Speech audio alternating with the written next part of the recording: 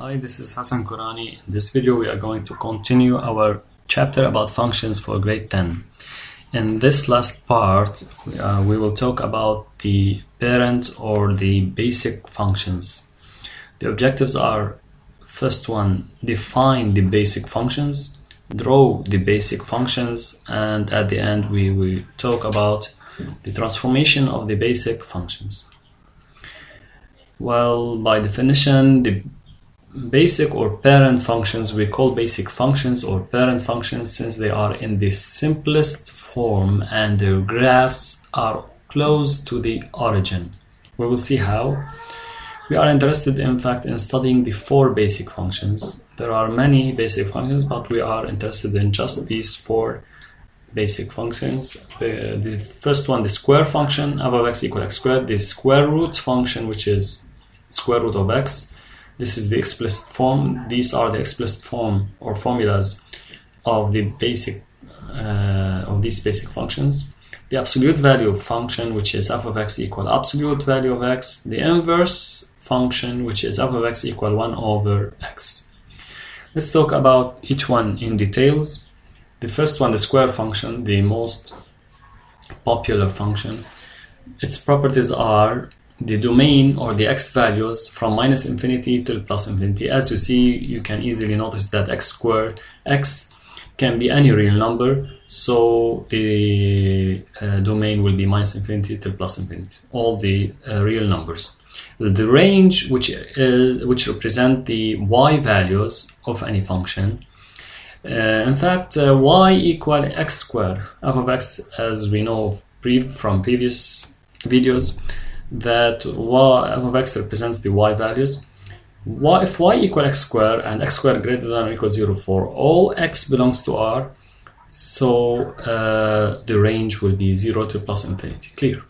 The parity, even, that stands for the even classifying of functions, if it's even or odd.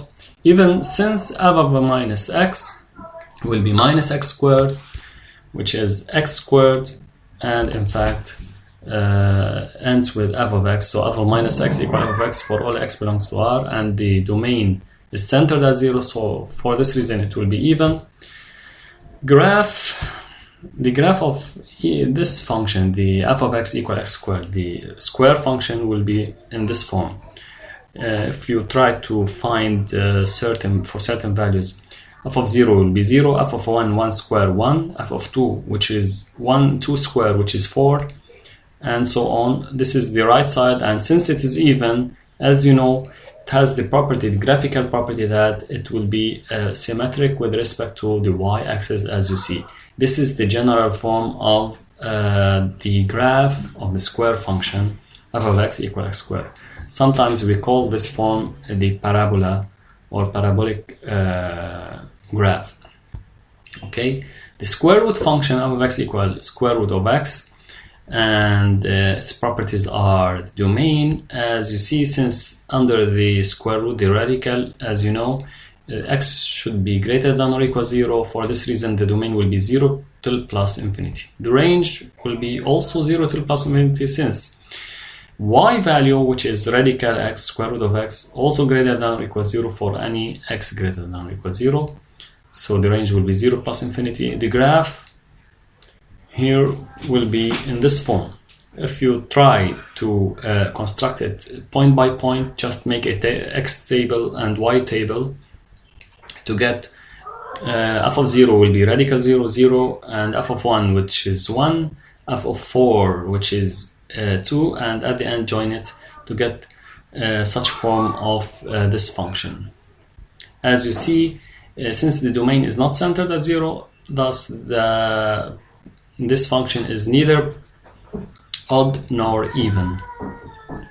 The absolute value function, which is f of x equal absolute x, its properties are, as you see, x can be any real number. The input of the absolute value can be any real number, so the domain will be minus infinity till plus infinity. The range here, as you see, the y values or the absolute value of x will be greater than or equal 0 for all x belongs to R, and this is by definition of absolute value. So the range will be 0 till plus infinity, as you see. The parity even y, since f of minus x, it will be absolute minus x, which is absolute of x, and again it is f of x, and its domain sure centered at 0. For this reason, this function is even function, considered as an even function. The graph, before we graph it, we plot it, we must proceed these steps that help us to draw this function f of x, which is y, which is absolute x. By definition is x if x greater than or equals 0, and if x less than 0 or negative, it will be minus x. For this reason, y will be y equals x on the right side of the the y-axis, and minus x on the left side. And this can be translated graphically in this form. This is y equal x, but just from 0 till plus infinity, or for x greater than or equal 0. And for x less than 0 over here, y will be minus x, and y equal minus x if x less than 0 will be this semi-straight line. So the graph, the whole graph of this function will be, in fact, two semi-straight line, two rays, this one, then this one. The inverse function, f of x equal 1 over x, its name comes from this form, which is the inverse of any number. If the input is x, so the output will be 1 over x, which is the inverse of x. Its properties are the domain. As you see, x can be any real number but 0, since 1 over 0 is undefined, as you know, so the domain will be R, or all the real numbers except 0. Parity, in fact, this function is classified as odd function, since f of minus x equals 1 over minus x, which is minus 1 over x, which is minus f of x, and the domain also centered at 0. For this reason, the function is odd function.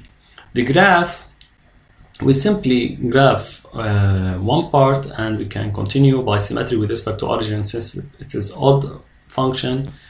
As you know, the odd functions are symmetric with respect to the origin in an orthonormal system.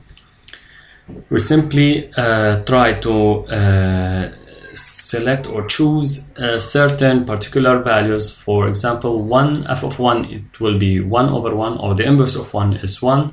So this is a 1 point. F of 2 will be 1 over 2. So f of 2 will be here, and f of half will be, inverse of half will be 2. So by joining these 3 points, and we continue by this manner to get this form of a function. As you see, the curve approaches the x-axis, in fact doesn't touch the x-axis. As if you try to replace x by let's say if x getting large and large, taking larger values, it will decrease, but it will never reach the value 0. So for example, if x equal 10, 1 over 10, which is 0.1, which is a tiny value, but it's not 0 in fact. Similarly, if you take the value for x 100, 1 over 100, it will be 0.01, which is very, very close to a tiny value. We say that the function tends to be 0, and it's not 0 in fact, tends to 0. Similarly, on this part, as x approaches 0, the y value increasing till plus infinity, as you see here, but doesn't intersect the y-axis. Once we draw this part on the right side of the y-axis, we can easily make a symmetry for this one with respect to origin to get this part, and the whole graph, the graph of this function over its domain, will be this part and that part. And here we have a gap, as you see, at 0, since it's not defined at 0. These are all the details about this function. Sometimes we call this graph of this function a hyperbola.